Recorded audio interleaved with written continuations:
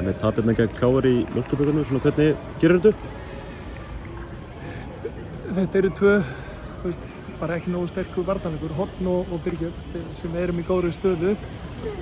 En leikurinn var að við náðum ekki alveg að halda í boltan nógu vel. Það okkur vantar samhæfingu og leikæfingu. Við erum að fá menn hérna nánast alla saman í þennan leik sem bara alvöru leikur og það kannski stóra svekkelsið en svo leið og við fundum svona smá takt í leiknum þegar við tunnum undir.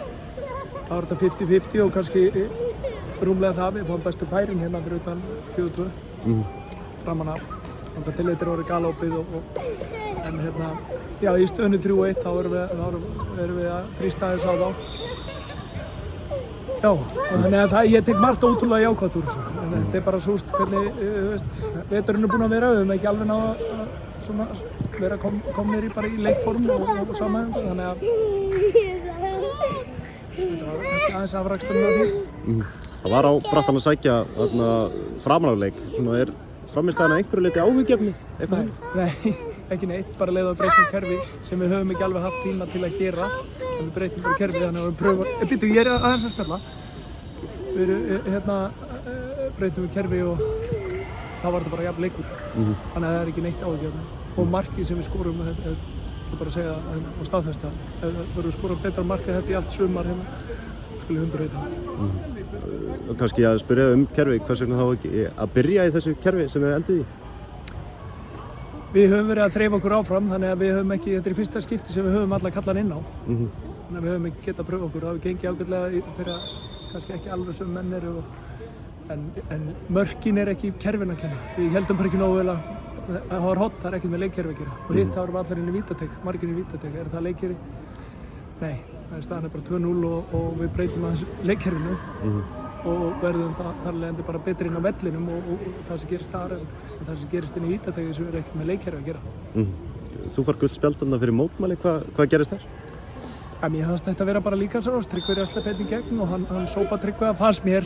Ég veit ekkert hvernig, svo sjáu þetta og ég ætla að sjá þetta í sjónvarpinu, ég get ekkert staðfest eitt, þannig að já, mér fannst það glæfralegt hvernig hann veður í hann, hálfgeð líkamsárás, þannig að mann gáðist bara það, en ég veit ekkert, kannski er ég bara bullið. Jónatan Ingi kemur inn og fer aftur út eftir 500, veistu eitthvað stöðun á hann? Nei, það er að taka það nánar og það er náttúrulega svekkjandi, hvernig það er bara grautfúlt, frábær leikmaður og er að koma tilbaka ára meðsli, þannig að já, það er grautfúlt. Núna bara tæp vika í mót, hvernig bara staðan á hópnum?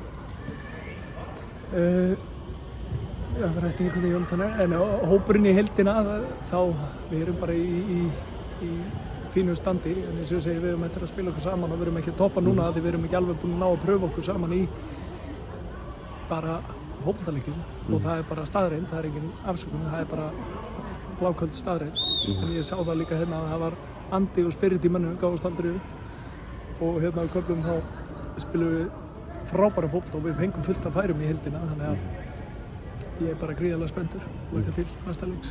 Kitti Freyr ekkert verið með á undirbúningstímabilinu, hver bara staðan á honum? Það er ennþá svolítið í land með hann og Patrik, þannig að við vonandi eigum þá inni fyrir svona seinni hlutan. Það er bara ekkert fyrir hann í seinni hlutunum þá? Nei. Orri Sigurður var Það styttist í hann nú verið að æfa aðeins og það styttist óðum í hann. Hann fyrir að taka fullar æfingar. Takk hérlega.